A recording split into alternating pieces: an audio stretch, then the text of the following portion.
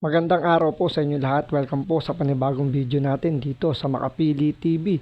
Ngayon ito pag-usapan po natin itong pagdepensa ni PBBM dito kay BP Sara, na maraming sasabi na kailangan daw mag-resign na ni BP Sara as Deputy Secretary o sa gabinete ni Bongbong Marcos. Pero ito, mukhang napahiya rito yung mga sip-sip kay First Lady Lisa Marcos na nananawagang mag-resign na si BP Sara, or nananawagan sila kay PBBM na tanggalin na bilang Deputy Secretary itong si BP Sara. So ito, panoorin po natin ito. Pero bago natin simulan yung topic, baka pwede naman makalambing ng konti sa inyo. Kung hindi pa kayo nakasubscribe sa Makapili TV, baka pwede naman pakipindot yung subscribe button. At the same time, palike na rin po ng video. Wala naman pong bayad dyan, kaya pindot na. So ito, pag-usapan na po natin itong pagdepensa at bakit ayaw tanggalin ni PBBM itong si BP Sara as Deputy Secretary. Mananatiling kalihim ng Education Department si Vice President Sara Duterte ayon mismo kay Pangulong Bongbong Marcos. Sa kabila yan ng gusto sa pagitan ng Vice at ni First Lady Lisa Araneta Marcos na dinipensahan din ng Pangulo. At nakatutok si Ivan Mayrina. A former president ko. Ang mga sentimiento ni First Lady Liza Marcos laban kay Vice President at Education Secretary Sara Duterte. Nasundan ng mga panawagang magbitiw na siya sa cabinet o palitan sa DepEd. Pero sabi ng Pangulo, mananatiling Education Secretary ang bise. Any of the cabinet secretaries will be replaced pag hindi nila ginagawa yung trabaho nila. Hindi na kaya, nagkasakit, sabihin mo na o di papalitan ka namin. O hindi talaga marunong. So ayan, sa mga ayaw kay BP Sara, o sabihin natin na nananawagan na sibakin na si BP Sara, nagkakamali kayo. Ito, nagsalita na po ang inyong Pangulo o ang Pangulo nating si PBBM na hindi niya tatanggalin or papalitan si BP Sara. At pamplano, halimbawa, kasi sabi nga ni PBBM, siguro ayaw niya rin ayaw niyang ilagay as Deputy Secretary si Leni Robredo, kasi yan yung umuugo ngayon na kaya gusto nila ipasibak sa DepEd si BP Sara dahil plano nilang ilagay si si Leni Robredo bilang Deputy Secretary. Kita nyo naman do sa statement ni First Lady Lisa Marcos na parang pinupuri niya pa si Leni Robredo na hindi naman daw ganon, na parang hindi daw ginagawa ni Leni Robredo yung ginagawa daw ni BP Sara. So makikita nyo doon na mukhang may posibilidad na talagang may plano silang ilagay or may nagtutulak na ilagay si Robredo bilang Deputy Secretary. Kaya itong mga mga nananawagan na to na sumisip-sip dito kay First Lady Lisa Marcos, akala kasi nila pwedeng impluwensyahan ni First Lady itong si Bongbong Marcos ng ganun-ganun lang.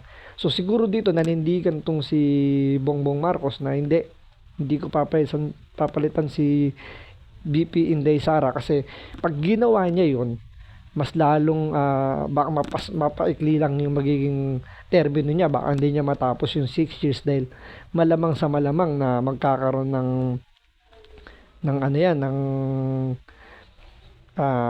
parang lalong lalakas lang yung revolusyon o yung bugso ng damdamin ng mga Pilipino na palitan na to si Bongbong Marcos pag ginawa nila yung tanggalin si BP Sara.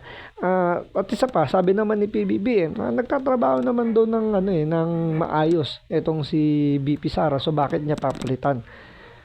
Ang dapat pang palitan diyan yung mga yung hindi nagtatrabaho, lalo na yung DOTR na talagang puro kapalpakan yung ginagawa. Si Justice Secretary Boying Rimulya na sobrang panggigipit yung ginagawa niya dun sa mga kalaban ng gobyerno, na hindi naman supposedly ganun yung itrato, tulad nung kay Tebes na inakusahan niya ng todo-todo si Bantag na parang minadali yung pagpoproseso ng pagsasampa ng kaso.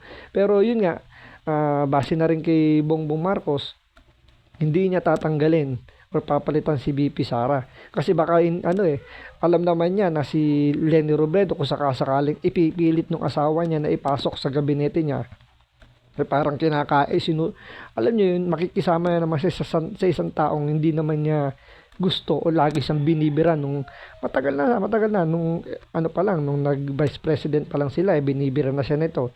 Tapos ipapasok sa gabinete na alam niya, sigurado, pag inaupo dyan sa DepEd, bibiray na naman siya nito. Baka, alam niyo, kumuha lang siya ng martilyong ipupukpok niya sa ulo niya. Hindi kagaya ni VP Sara na alam niya na hindi siya bibirahin at sinusuportahan siya. Yun nga lang, talagang hindi lang, magkaiba lang talaga ng opinion yung mag-ama. So hindi namang sabihin natin hindi kayang diktahan. Talagang alam natin hindi madidiktahan ni Vice President Sara Duterte, si Pangulong Duterte. Dahil magkaiba sila ng opinion eh. Tandaan ninyo, nung nakarang presidential election, di ba, tinabla ni VP Sara si Tatay Digong na tumakbo siya bilang presidente. So, mas sinuportahan ni Inday Sara itong si Bongbong Marcos, kaya naging presidente ito, na alam naman natin na kayang-kaya maging presidente ni VP Sara. Pero yun nga, balik lang tayo doon na dinipensahan na ni PBBM. So, paano itong mga nananawagan na mag-resign na si VP Sara, lalo na 'di ba si Mike Abe, yung mga congressman, mayroon pang mayor ng si Benitez, yung nalilink kay Ivana Alawi. Yun yung mga nananawagan na nagbibigay pa nga ng suporta raw kay First Lady Liza Marcos.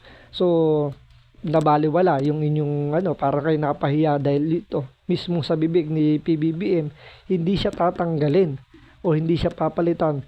Which is siguro ayaw niya makasama si Leni Robredo na lumulutang na gusto nilang ilagay as DepEd Secretary. Kurap, di ba? Tatanggalin ka talaga namin. Hindi naman ganun si Inday eh. Pakiramdam ng Pangulo'y swerte siya sa pagkakaroon ng anyay protective na asawa. Bagay na maintindihan anya ng bise. She understands, as I said, as a wife herself, she understands the sentiments of the First Lady. Ang First Lady, hindi sanay sa politika yun eh. Hindi siya... Oo naman, naiintindihan ni VP Sara yan kasi malawak ang pag-iisip ni VP Sara at very professional siya. Alam niya yung nararamdaman nito ni Liza Marcos na normal sa tao na idepensa niya yung kanyang asawa. Siyempre, nababatikos. Pero gaya nga sinabi rin naman ni Bongbong Marcos, hindi lang siguro sanay pa itong si Liza Marcos na sa gantong politika. Pero I think hindi. Sa tagal ba naman ni PBBM na nasa politika? Hindi ba siya sanay? Malamang sa malamang nga, totoo yung sinasabi ng iba na ito ay nabubulungan ng mga vlogger niya. Na siyempre, for the content, siyempre pagpipiestahan niya ng mga vlogger niya na ayaw kay VP Sara or may galit sa mga Duterte. Kaya ipipilit nila na ibubulong niya rito kay First Lady Liza Marcos. At ngayon nga, nagtagumpay sila na magsalita sa social media, especially sa vlog ni Katunying, na ilabas yung kanyang tampururot doon. Diba? Which is hindi yun yung professional way. Lalo na asawa ka ng presidente ng Pilipinas na may proper way naman doon para makausap si VP Sara at may labas mo yung sama ng loob mo. Kung ano man yung sama ng loob mo, is makapag-usap kayo ng babae sa babae. Kung bakit ganun. So magkapaliwanagan. Maganda yung ginawa ni VP Sara na since si Bongbong Marcos yung pinaka-hot topic, so siya yung magiging channel para magkausap sila or doon magpapaliwanag kasi alam naman ni VP Sara na sinabi na rin naman ni First Lady Liza Marcos na bad shot na siya. So bakit niya pakakausapin to? Bad shot na siya. So hahayaan niya si PBBM na gumawa ng paraan na kung sila may magkakausap o siya yung magiging tulay na para maayos yung gusot na yan para matapos yung pagtatampo nito o yung pagiging tampururot nito ni First Lady Liza Marcos. So maganda yung nagiging diskarte ni VP Sara na ganun nga na dumaan kay PBBM. Ayun nga, maganda yung naging response dito ni PBBM na dinipensahan niya kasi kung hindi magsasalita rito si BBM tungkol dito sa sigalot nitong dalawang, pero wala naman bilang kung tutusin yung First Lady. Wala namang ano eh, wala namang duty yan sa constitution natin. Vice President lang naman. Pero yun nga, since asawa siya, so masasabi natin kahit paano, bigyan na lang natin ng bilang, siyempre asawa. So, yun, maganda yung ginawa ni VP Sara na yun, kausapin na lang si PBBM. Galing sa political family. Kaya siguro she still has to learn na magpalampas ng konti ng mga ibang masasakit at may init at baanghang sa salita. Tiwala ang Pangulo na mapaplansya pa ang gusto ng dalawa sa kabila ng pagsabi ng First Lady na puwera na lang kung mag-sorry ay bad shot na talaga si VP Sara sa kanya.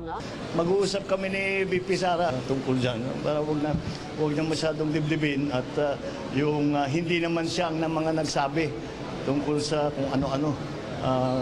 Kaya madali naman siguro madali naman siguro plansyahin lahat itong naging Buti pa to si Bongbong Marcos, no, medyo dito siguro medyo maaliwalas yung pag-iisip niya, naiintindihan niya na hindi naman si VP Sara yung nagbigay ng mga ganung salita.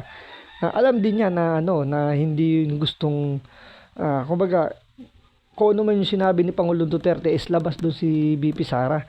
So mas naiintindihan doon ni PBBM. So lumalabas dito mas mas malawak yung pag-iisip ni PBBM kaysa dito kay Lisa Marcos na masyadong binigyan ng hindi magandang kinulayan o nagbigyan siya ng mali siya. So parang lumalabas, sabi nga nila na paninira yung ginawa doon kapag binigyan mo ng hindi magandang paliwanag or hindi mo binigyan mo ng mali siya yung sinabi ng isang tao na hindi mo naman naiintindihan kung ano ba yung reaksyon yun, paninira na. So sa ginawa nga ni First Lady Lisa Marcos na binigyan niya ng interpretasyon yung pagtawa ni VP Sara, masasabing paninira na rin yun. 'Di ba? So dito lumalabas mas maano pa yung pag-iisip ni BBM, mas malawak yung kanyang pag-iisip kaysa sa inasal ni First Lady Lisa Marcos na nagtampururot siya. Naging issue. Para sa So yun, sana po matigil na yung panawagan na tanggalin si VP Sara kasi nakakasira yan sa unit team. So maraming salamat po sa panonood. Ingat po kayo lagi.